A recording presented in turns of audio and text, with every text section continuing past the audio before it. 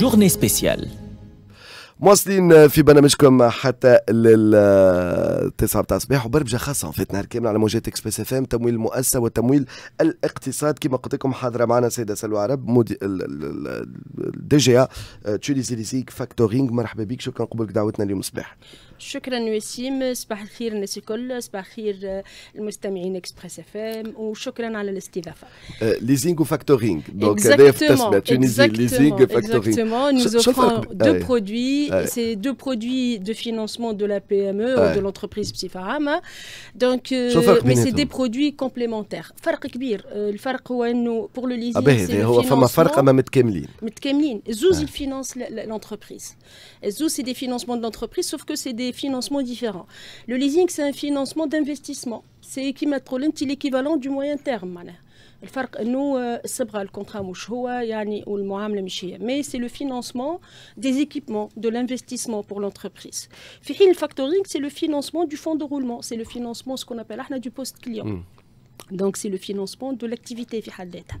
هذا علاش هما متكاملين، على خاطر quand on investit et qu'on n'arrive pas à financer son activité معنا ما عملنا، و quand on a une activité qu'on n'arrive pas à investir زاد كيف كيف. Donc c'est des produits qui sont complémentaires que Tunisie Leasing et Factoring offrent. Et d'ailleurs أنا وسيم كان تسمح لي ماذا بيا si je plante un peu le décor par rapport déjà au leasing et au factoring. Le leasing في تونس c'est 8 établissements de leasing qui sont des entités, des établissements financiers dédiés au leasing. Le leasing peut être aussi fait à travers la banque. Le leasing, c'est 58 agences sur tout le territoire. Les 8 établissements, les mêmes Tunisie Leasing et Factoring, c'est 58 agences sur tout le territoire, même 13 agences qui sont celles de Tunisie Leasing et Factoring. C'est un total de mise en force. C'est les crédits que nous avons donnés, c'est-à-dire c'est la valeur du matériel qu'on a acheté pour le compte de nos clients. C'est 2,2 milliards de dinars destinés principalement aux petites mais aux très petites entreprises. هذا مبلغ التمويل الجملي مبلغ التمويل الجملي du secteur du leasing en 2023. في 2023 2 مليار قد 2.2 مليار دينار. Voilà, ok. C'est une progression d'à peu près 14% par rapport à 2022. C'est tout le secteur. Un peu plus de 450 millions de dinars qui ont été réalisés par Tunisie Leasing et Factoring dans le cadre de son activité de leasing. C'est un portefeuille de crédit leasing de 3,8 milliards donc de dinars. C'est aussi en progression par rapport à 2022 de 7%. Je parle là de tout le secteur. Tunisie Leasing détient à peu près 700 millions de dinars. Tunisie Leasing et Factoring. Donc, mais pour la partie leasing, c'est à peu près 700 millions.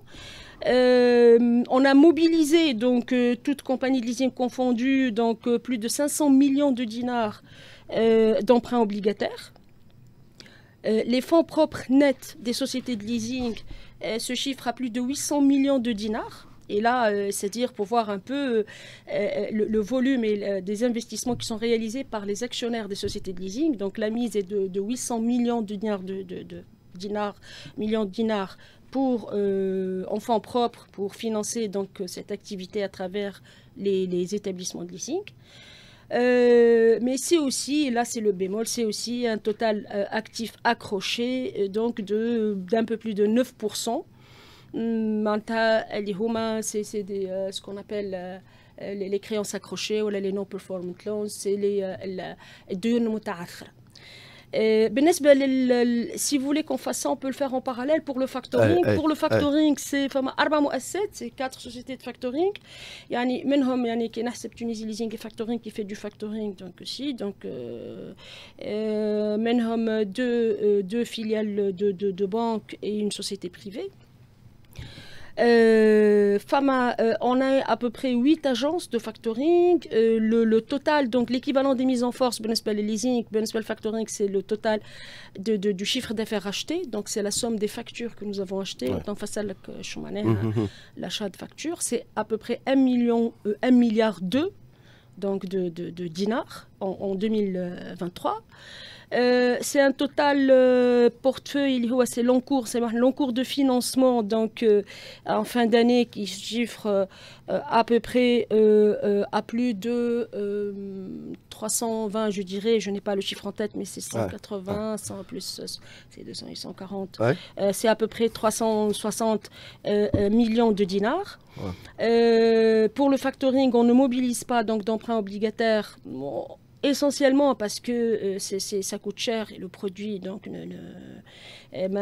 on ne nous permet pas, donc la tarification ne nous permet pas de lever des emprunts, le coût de ressources c'est des fonds propres de plus de 100 millions de dinars dédiés au factoring et c'est un total actif accroché moyen, je dirais, qui est aussi autour de 8 à 9%. Ouais.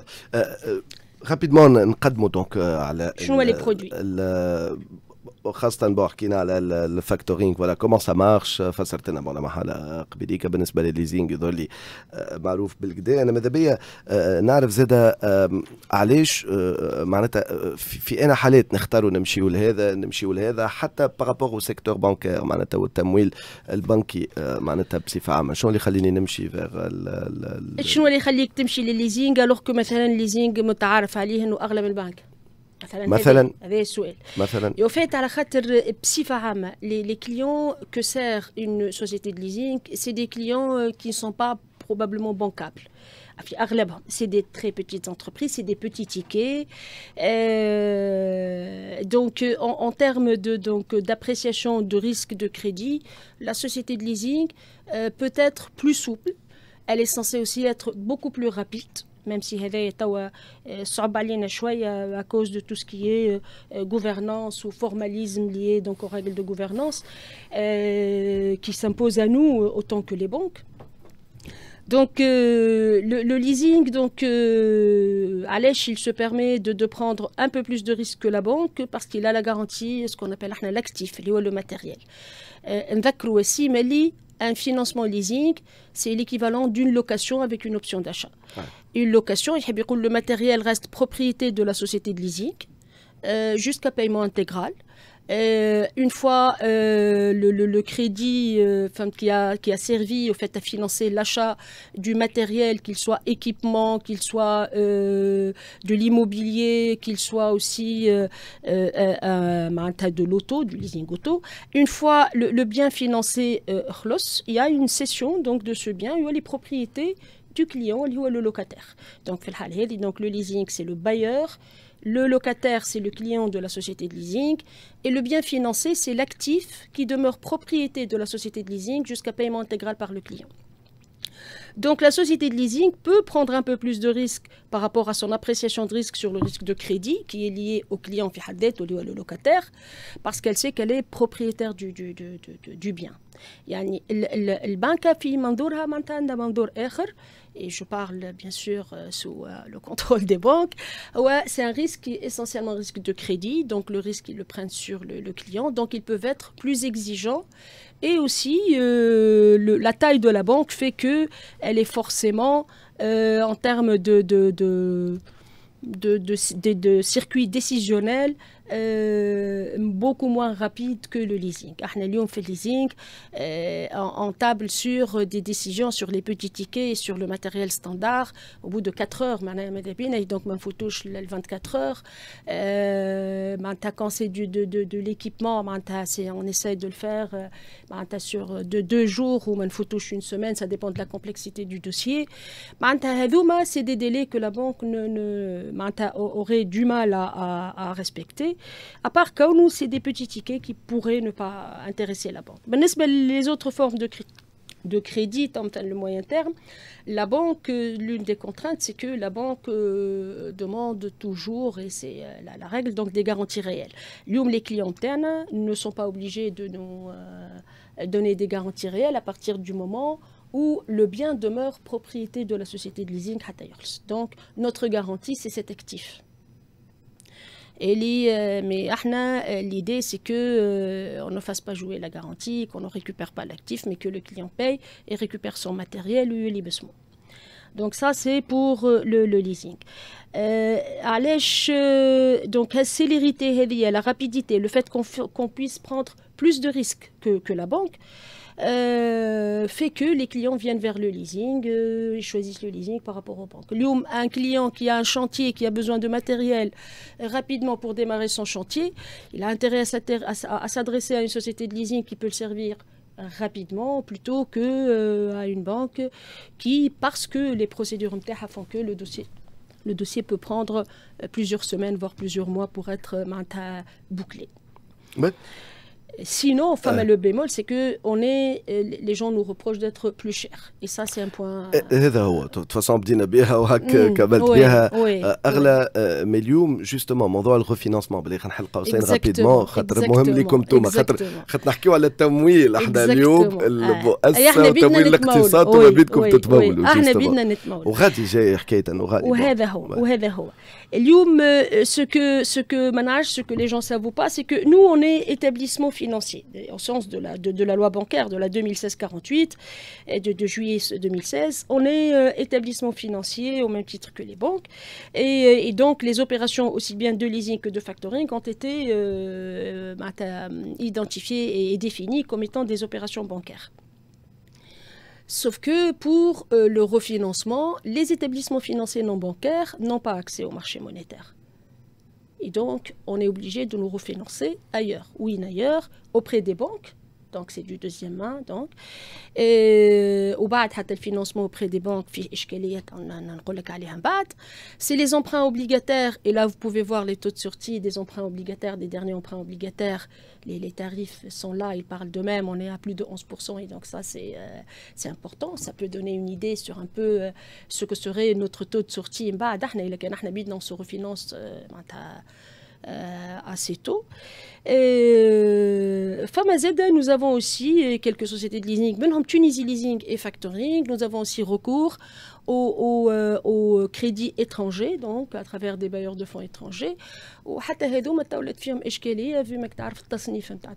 Donc, ces crédits sont devenus plus chers que des années auparavant. À part que nous, puisque c'est des crédits qui sont en devise, donc on a l'obligation de nous couvrir contre le risque de change. Et déjà, le taux de couverture donc, que nous offre donc, le fonds de péréquation de change, il est au minimum de 6,5%. Yani, la garantie, la couverture de risque de change pour couvrir les crédits les étrangers est d'au moins 6,5 qui s'ajoute au taux donc, de crédit que nous octroie le bailleur de fonds étrangers. Donc, le crédit bancaire, donc au-delà du fait que nous-mêmes, donc nous empruntons donc, de l'argent auprès des banques pour pouvoir donc, financer les PME, le papier donc, des établissements financiers n'est pas un papier refinançable par la Banque centrale. Et du coup, les banques ont tendance à privilégier donc, le financement d'entreprises, de sociétés commerciales ou industrielles dont le papier est refinançable plutôt qu'un établissement financier. Et ça met encore une couche par rapport au renchérissement donc, des tarifs par les banques. Donc, هذا الكل fait que nos coûts de refinancement sont beaucoup plus chers, bien sûr, que la banque, qui en plus du fait de se refinancer auprès de la Banque centrale et sur le marché donc, monétaire, a les dépôts gratuits, alors que les établissements financiers non bancaires n'ont pas le droit d'avoir de dépôt, n'avons pas de dépôt. C'est le refinancement, c'est soit les fonds propres, soit l'endettement. Donc, et ça, vous pouvez imaginer le coût moyen interne donc, de ressources qui est beaucoup plus élevé que celle de la banque et ce qui justifie que notre taux de sortie est forcément plus élevé que celui de la banque. Donc, nous sommes plus rapides, nous prenons plus de risques et nous avons un coût de ressources qui est plus élevé. Tout ça fait que le taux de sortie est forcément plus élevé, mais ça ne veut pas dire que les marges sont plus élevées. Mais un apport مهم ياسر معناتها اليوم في تمويل الاقتصاد والمؤسسات رابيدمون شنو اللي نجم يتبدل باش يخلي لابور نتاعكم يتبدل المخير؟ Ah ben déjà, le refinancement du papier des établissements de financement, financiers, c'est-à-dire qu'ils soient leasing ou la factoring, ça serait un point important. Enfin, mais un autre point, une contrainte à laquelle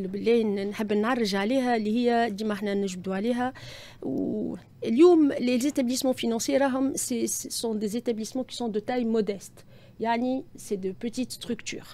Et malheureusement, on se retrouve vis-à-vis donc de la Banque centrale et de par la loi bancaire, donc la 2016-48, soumis aux mêmes contraintes de gouvernance que les grandes banques. يعني كي نقول لك gouvernance c'est من double commissariat au compte qui coûte beaucoup d'argent, mais les administrateurs indépendants, les comités donc aussi bien audit, risque, mais les cellules conformité avec tout le dispositif donc de vérification de KYC, de lutte contre le blanchiment, tout ça est important. ما فيه حتى شك sauf que اليوم في برشا بلدان البرا les établissements financiers non bancaires عندهم donc des règles et des mesures qui sont moins contraignantes, qui sont plus souples, donc qui coûtent moins d'argent, et du coup ça permet à l'établissement financier de maîtriser un peu aussi les coûts opératoires et d'agir sur le taux de sortie. Ouais. يعطيك الصحة وتوكا على حضورك معنا وبرشا مواضيع معناتها مازلنا باش نحكيو فيها من بعد زاد في ايكوماج فما موعد دونك سور دوتر سوجي دوتر اسبي احنا جا موعد الاخبار. نشكروك السيدة سلوى عرب دي جي تونيزي ليزينغ فاكتورينغ اللي كنت معنا دونك لحد الان اللي تابعونا من الصباح. نذكروا جورني سبيسيال مخصص للتمويل المؤسسة تمويل الاقتصاد. حكينا على مع السي دي سي وعلى خصوصية اون كاس دي ديبو اليوم حكينا على القطاع البنكي وخصوصية الصيرفة الإسلامية. حكينا على الليزينغ الفاكتورينغ. باش نحكيو على الميكرو فينانس بعد شوية وباش نحاولوا زاد تكون معنا مديرة عامة التمويل في وزارة المالية. شكرا لك مرة أخرى السيدة سلوى عرب دي جي تونيزي ليزينغ فاكتورينغ. عايشك. نمشيو تو سويت خليوكم. شكرا لك يعيشك وسيم. ميرسي بوكو. خليكم تو سويت مع هجر في الأخبار، بشير في الرياضة وراجعين.